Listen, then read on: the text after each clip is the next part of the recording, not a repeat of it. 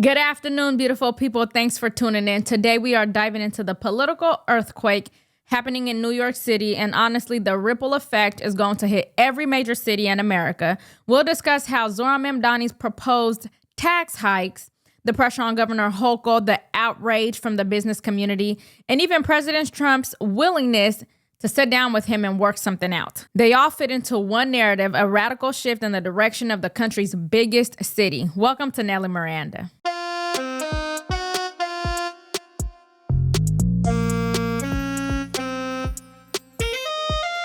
So what's the plan to fund and deliver your promises that went over so well with voters, like universal child care, free buses, and all the rest? So these are things that I look forward to working with Albany on, and I believe that we can fund this entire economic agenda and start to Trump-proof our city by raising two principal taxes. The first is personal income tax on the top 1% of New Yorkers. New Yorkers who make more than $1 million a year or more, raising their income taxes by 2% and raising the state's top corporate tax rate to match that of New Jersey. Those things together would raise $9 billion, and that would pay for not only making buses fast and free, not only universal child care, but also ensuring that amidst these devastating cuts we're seeing come from Washington, D.C., that we can protect New Yorkers with the least from the man who has the most power in this country. As always, please make sure you like, share, and subscribe to support the channel. Okay, so over the weekend, the New York Post published a piece showing progressive Democrats and DSA activists publicly warning Governor Kathy Hochul, support Mamdani's tax hike agenda or get primaried.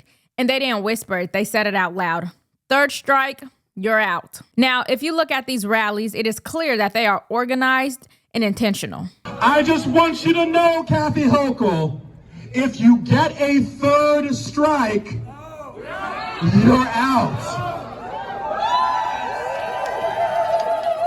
And if 13,000 people chanting tax the rich was not enough, it means we need to organize 100,000 voices across New York City and across New York State to demand we tax the rich.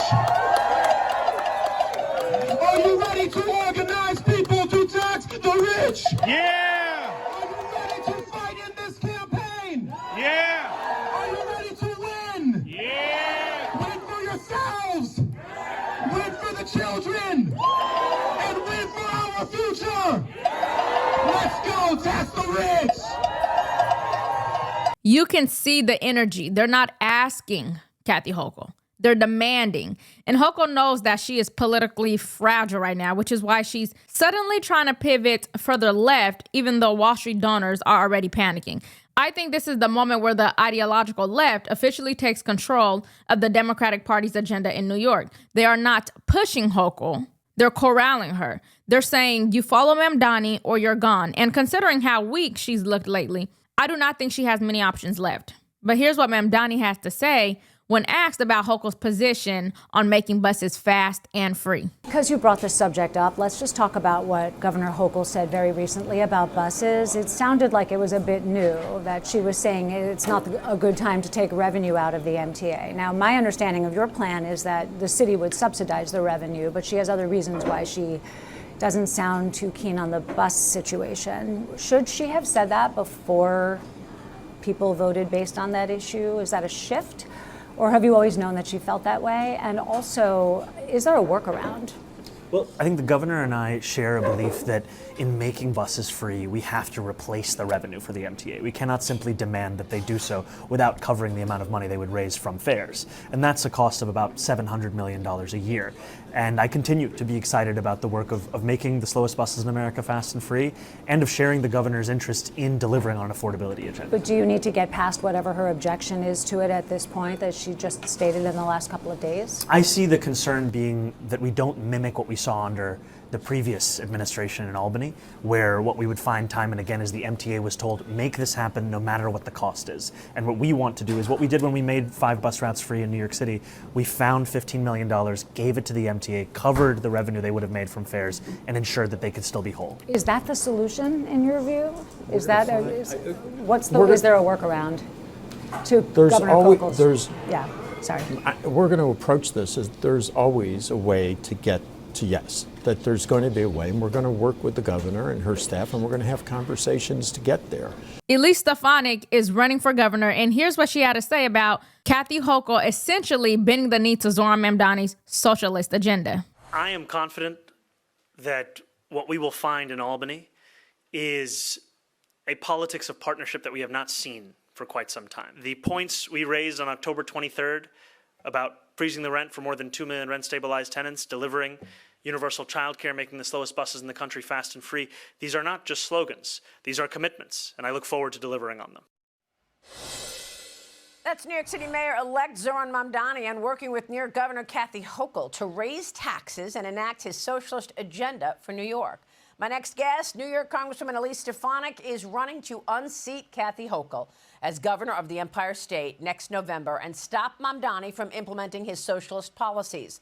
The race is seen as one of the most pivotal in the country following Mamdani's victory, as the governor of New York has the power to remove the mayor of New York City based on charges, according to the city's charter. Joining me now is the woman herself, New York gubernatorial candidate and House GOP leadership chairwoman, Elise Stefanik. Congresswoman, good to see you. Thank you so much for being here. How will you unseat Kathy Hochul? Give us the plans. Well, first of all, Kathy Hochul is the worst governor in America. New York ranks #1 when you consider how unaffordable New York is. We have the highest taxes in the nation, the highest energy costs, the highest grocery prices, the highest rent. The list goes on, Maria, and it's a result of Kathy Hochul's single-party Democrat rule. The reality is a Democrat has been in the governor's office for nearly 2 decades as of next year. And when New York was looking for leadership in the midst of this mayoral race, what did Kathy Hochul do? She bent the knee to this communist, defund the police, tax hiking, soon-to-be mayor of New York City. And make no mistake, Maria, Kathy Hochul said that she would not raise taxes, even though she has a record of doing so. And it took less than 1 week for her to completely flip-flop and agree to raising taxes on New Yorker when we are facing an affordability crisis. So we are going to win by having a coalition of Republicans, independents, and Democrats who want common sense and who want to make New York affordable and safe again. It's obvious that New York has an affordability issue, and there must be things that the government can do to help to lower the cost of living without trying to penalize a group of people. Now, let's move on to something that surprised a lot of people. President Trump said that he is open to meeting with Mamdani and believes that they can work something out. Watch. The mayor of New York, I will say, would like to meet with us and we'll work something out. But he would like to come to Washington and meet, and we'll work something out. We want to see everything work out well for New York. Trump didn't give details, but even suggesting a meeting is great. But some critics will question, what does Trump mean when he says, yeah, we can work something out? People will ask, work what out? Being that Zohran Mamdani is the most openly socialist mayor that New York has ever elected. Now, will Trump pull him towards common ground? Or will the White House risk legitimizing an economic agenda that even Democrats call unrealistic? What do you think? No, the president's right. He'll meet with anyone. That's one of the things about him. He'll hear the proposal, but the idea that the president is going to somehow be welcoming of the policies that goes against everything that he believes in, I don't think that's going to happen. So we'll see how the meeting works. Hopefully they can work together. But if New York think they're going to be able to live in isolation without the federal government, when this city is already in debt, I don't think that's. I think it's really interesting, though, because there was a lot of Republicans who were saying Trump will campaign against all his policies and the failures of them for years to come.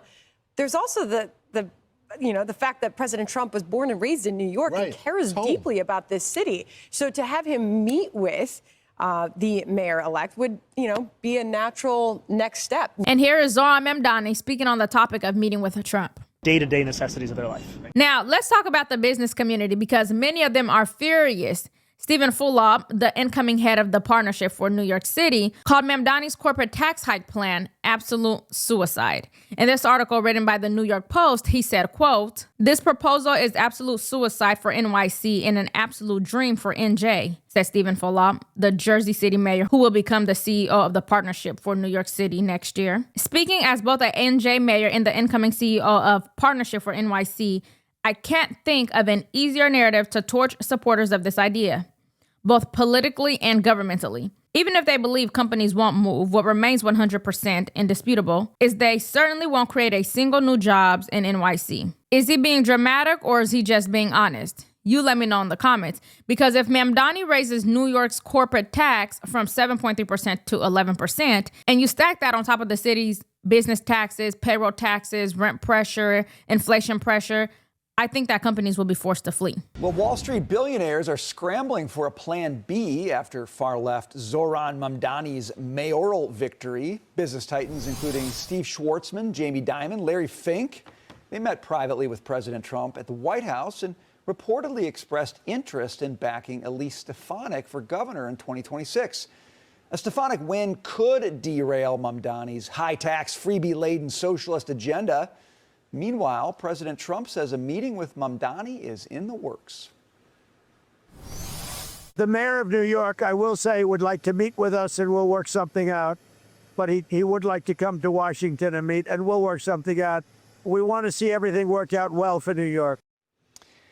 Well, Jerry, I very much wish that I could be, somebody serving drinks or something at that meeting so I could see what was being said there. Although President Trump is interesting. He'll meet with anybody, and he'll actually be constructive with anybody, even somebody he called a commie during the campaign. It's great they're talking. So what do you, can he, It's great they're can the talking. president do some good here? Can he change Mamdani's mind at all? Hell no. Okay, I don't so think what's, he's, so what's going to happen? There's only the big fist. There's only that I'm withholding dollars until You think that's going right? to be it? That's the whole meeting? But that's the whole meeting. But I'm more interested in the bankers coming and kneeling before the king and saying, please help us get rid of Mamdani or blunt his impact, do something, bring in Elise Stefanik, get behind her, put her in the governor's mansion.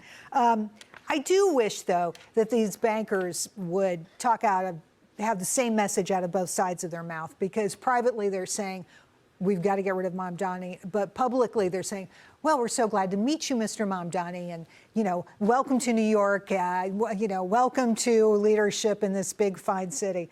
I think they You want no more Mr. Nice Guy. You want them to say out loud what they say. I think what's going on is they have a lot of people who are consumers of their business products, who are in that age category, even here in New York City, who voted for Mamdani, and they're trying to make those people happy. I just think that if what they really feel is anxiety over this, they should communicate it publicly. This might shock people, but I don't actually believe Mamdani is acting out of malice. I think he's acting out of belief. I think he genuinely believes socialism can work in New York City. But unfortunately, belief doesn't pay rent, create jobs, or keep businesses in the city. The real story is this. New York is about to run one of the biggest ideological experiments in modern American history. And the question we all need to ask is, will New York City become the model for other progressive cities?